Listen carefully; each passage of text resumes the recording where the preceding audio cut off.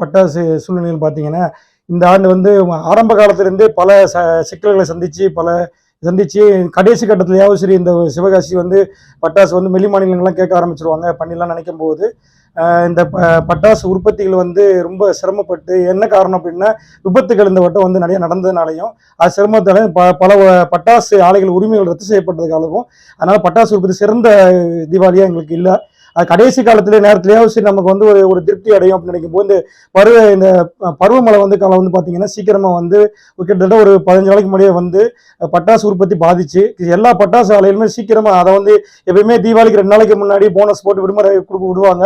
இப்போ முன்கூட்டி விட வேண்டிய சூழ்நிலைக்கு தள்ளப்பட்டு ரொம்ப சிரமத்துக்கு ஆளாயிருக்கு. இந்த ஆண்டு பார்த்தீங்கன்னா, ஒரு பட்டாசு வந்து திருப்திகரமா இல்லாத ஒரு பட்டாசு தீபாவளியா சொல்ல முடியும்.